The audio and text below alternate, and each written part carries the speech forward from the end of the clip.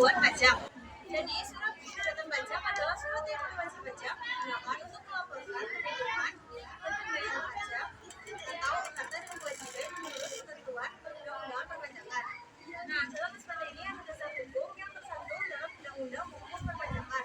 Pasal 3 ayat 1 yang tentang wajib pajak wajib mengisi surat pemberitahuan dengan benar, lengkap, dan jelas dalam bahasa Indonesia dan menggunakan huruf Latin para satuan mata rupiah. Yang B ada pasal 3 ayat 1A yaitu wajib pajak yang telah mendapat izin Menteri Keuangan untuk menyelenggarakan pembukuan menggunakan bahasa asing dan mata uang selain rupiah. Wajib menyampaikan surat pemberitahuan dalam bahasa Indonesia melalui Direktur Pajak. Yang C yaitu pasal 3 ayat 1B. Sebagaimana wajib pajak wajib menandatangani yang dimaksud pada ayat 1 dapat dilakukan secara biasa dengan tanda tangan stempel ataupun tanda tangan elektronik dan digital yang semuanya memiliki kekuatan yang sama dan tata cara pelaksanaan diatur dengan atau berdasarkan Kementerian Keuangan.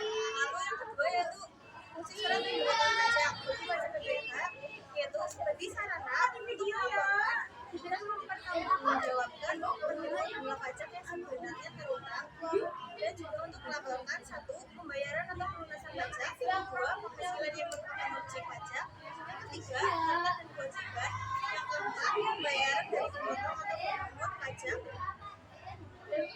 tentang pemotongan atau pembunuhan pajak. Lalu yang kedua ada bagi pengusaha kena pajak yaitu sebagai sarana untuk melaporkan dan mempertanggungjawabkan perhitungan jumlah pajak, nilai atau PPN dan pajak penjualan atas barang mewah atau PPNBM yang sebenarnya terutang dan untuk melaporkan satu pengkreditan pajak masukan terhadap pajak keluaran, dua pembayaran atau pelunasan pajak yang telah dilaksanakan sendiri oleh perusahaan. Lalu yang ketiga yaitu bagi pemotong atau pemungutan pajak yaitu sebagai sarana untuk melaporkan dan mempertanggungjawabkan pajak yang dipungut serta disatukan.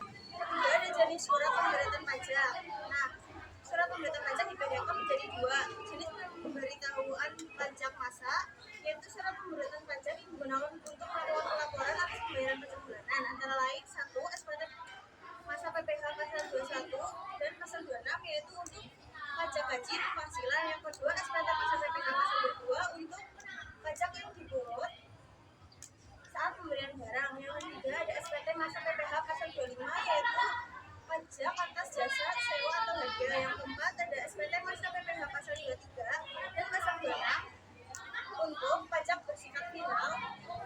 Yang kelima SPT masa PPh pasal 4 ayat 2 untuk pajak PPN atau PPNBM. Yang ke-6 SPT masa PPh pasal 15 yaitu untuk instansi pemerintah dan badan wajib memungut PPN.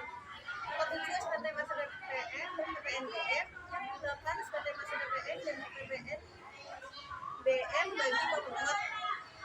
Lalu yang B yaitu surat pemberitahuan pajak tahunan yaitu surat pemberitahuan pajak yang digunakan untuk pelaporan tahunan SPT tahun terdiri atas yaitu yang di sini tabel itu adalah kayak lampiran-lampiran dalam cara melaporkannya. Ada lampiran 1 mengenai penghitungan penghasilan neto fiskal, lampiran 2 perincian HPP biaya usaha lainnya dan biaya dari luar usaha, lampiran 3 ada kredit pajak dalam negeri, lampiran keempat ada PPh final dan penghasilannya tidak termasuk objek pajak, dan lampiran yang kelima yaitu daftar pemegang saham atau dividen yang dibagikan susunan pengurus. Lalu dalam SPT tahunan terdiri atas yang kedua yaitu SPT tahunan PPh wajib pajak badan yang dimungkinkan menyelenggarakan pembukuan usaha atau pekerjaan bebas.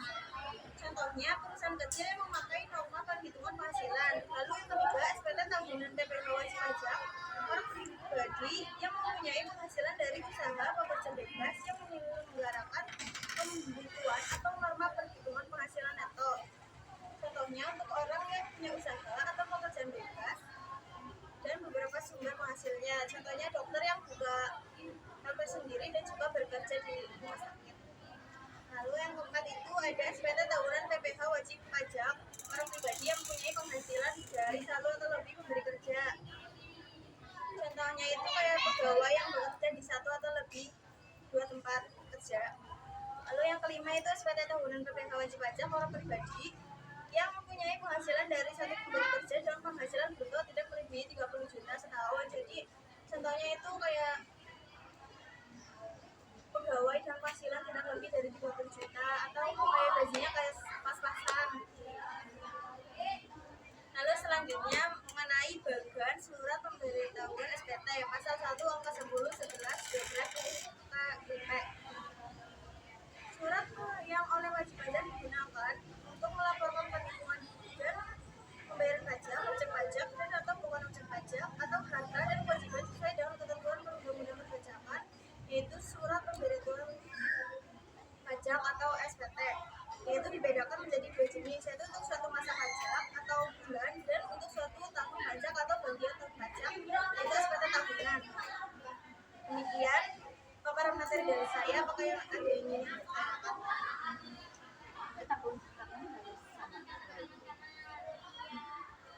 Saya Elvira Alfiatun Nasifa, absen 12. Saya mau tanya yang pasal 3 ayat 1. Kan setiap wajib pajak mengisi surat pemberitahuan dengan benar, lengkap, dan jelas dalam bahasa Indonesia dengan menggunakan huruf Latin dan angka Arab. Nah, untuk angka Arab itu harus pakai angka Arab atau angka Indonesia boleh? Angka Arab, karena sudah tertera bahwa dalam bahasa Indonesia dengan menggunakan huruf Latin, angka Arab, satuan mata uang rupiah, dan mendatangani serta menyampaikan ke kantor. Saya izin menjawab terlebih dahulu ya. Ya, terima kasih Amel. Lalu siapa lagi? Aku PPh final itu bisa dikatakan PPh final itu karena apa? Ya, izinkan saya menjawab. PPh final atau pajak final itu adalah pajak atau penghasilan yang kayak sudah selesai, jadi nggak ada tanggungannya lagi.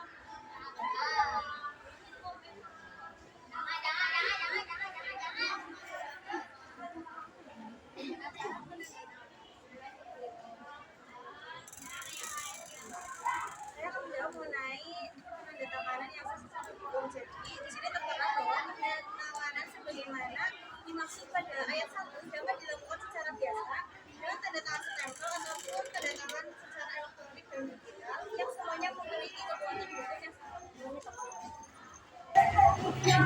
Pada pasal 1 ayat 1A. Nah, wajib pajak harus dapat izin menerima keuangan untuk menyelenggarakan pembukuan dengan menggunakan bahasa asing dan mata uang selain rupiah.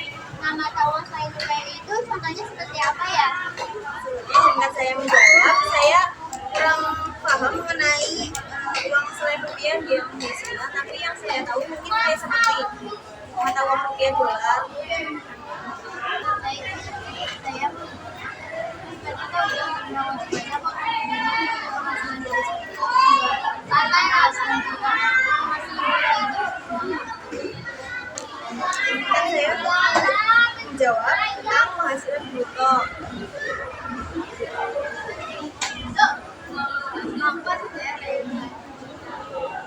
Saya kurang paham mengenai penghasilan bruto itu apa, tapi mungkin bersinggungan dengan tentang ini. Kalau penghasilan dari satu pemberi kerja dalam penghasilan bruto tidak boleh melebihi 30 juta setahun.